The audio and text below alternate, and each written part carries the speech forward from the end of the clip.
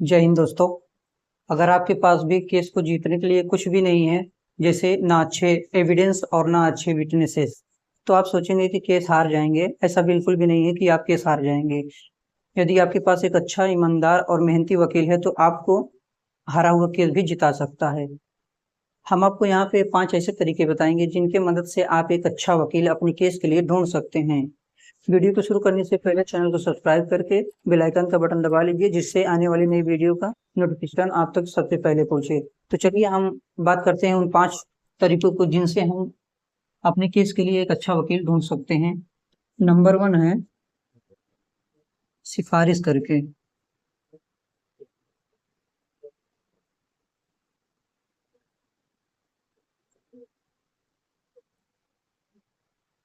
सिफारिश से मतलब यह है कि आप अपने दोस्तों या रिश्तेदारों से सलाह कर सकते हैं अपने केस से रिलेटेड। वे अच्छे वकील को आप तक संपर्क करवा देंगे। नंबर 2 देखते हैं कि वकील से मिलना। वकीलों से मिलना। वकीलों से मिलना। नंबर 2 है कि आप वकीलों से मिलें। आप वकीलों से मिलने के लिए आप उनके ऑफिस में या घर पर जा सकते हैं, जहाँ पे वकीलों से परामर्श मिलती है। कहीं कहीं वकीलों से परामर्श के लिए फीस भी देना पड़ता है। परामर्श के लिए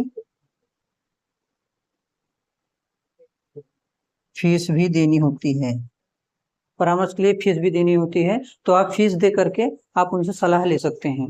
अब चलते हैं नंबर 3 देखते हैं। लेकिन दोस्तों वीडियो के अंत तक बने रहिए, क्योंकि 5वां ऐसा तरीका है जिसे फॉलो ना करेंगे तो आप एक अच्छा वकील अपने केस के लिए नहीं ढूंढ पाएंगे। तो वीडियो के लास्ट तक बने रहिए और आइए देखते हैं नंबर 3, विशेषज्ञता की जांच करना।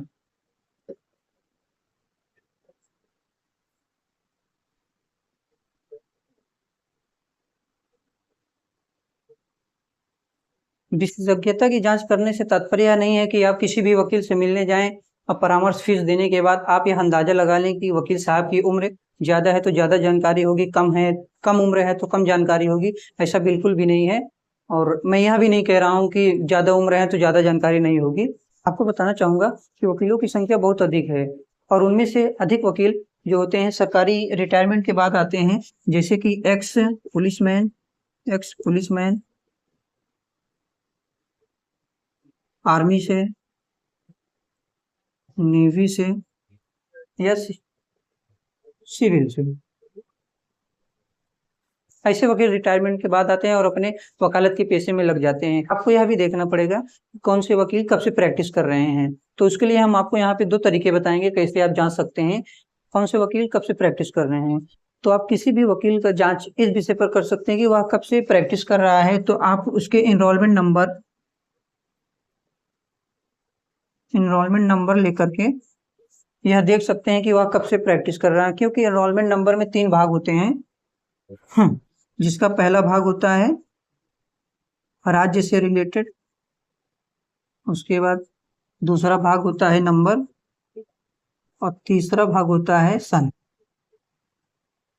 जिसके माध्यम से आप उनके रजिस्ट्रेशन नंबर और रजिस्ट्रेशन ईयर दोनों देख सकते हैं। जैसे हम सपोज करते हैं कि अपने यूपी के किसी भी अधिवक्ता का एनरोलमेंट नंबर लेकर के यह पता लगाएं कि यह कब से प्रैक्टिस में है, तो उनके एनरोलमेंट नंबर में यूपी रहेगा, उसके बाद कुछ अंक रहेंगे और उसके बाद ऑब्लिक करके सन रहेगा, 21 22 जो रहे। तो आप किसी भी अधिवक्ता का एनरोलमेंट नंबर लेकर के यह देख सकते हैं कि वे किस राज्य से हैं और उनका नंबर क्या है और सन ईयर क्या है। तो इससे आपको यह पता चलेगा कि कितने दिनों से प्रैक्टिस में है। अब देखते हैं नंबर 4,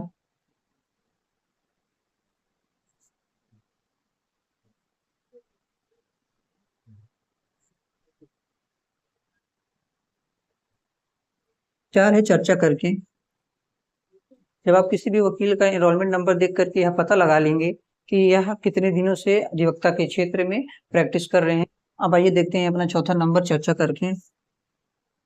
जब आप किसी भी अधिवक्ता से परामर्श करने जाते हैं तो उसके बाद जब आप सहमत हो जाते हैं उनसे परामर्श परामर्श करने के बाद, तो आप अपने केस से रिलेटेड उनसे चर्चा कर सकते हैं।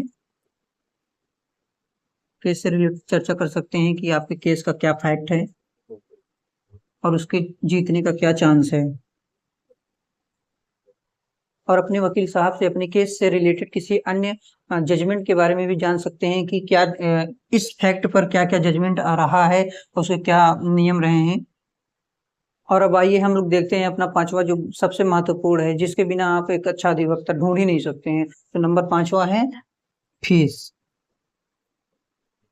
जब आप किसी भी अधिवक्ता को अपने केस के लिए हायर करते हैं तो आपको यह बात जरूर पता होनी चाहिए कि उनकी फीस क्या है। जैसे सिविल के लिए क्या होता है और क्रिमिनल के लिए, क्योंकि अलग अलग अधिवक्ताओं का अलग अलग फीस स्ट्रक्चर रहता है। तो अमूमन सिविल में वकील साहब कैसे कैसे फीस लेंगे, यानी एक मुश्त में लेंगे या प्रतिमाह लेंगे। ऐसे ही क्रिमिनल में भी पूछ लेना है कि एक मुश्त में फीस लेंगे या फिर प्रतिमाह लेंगे।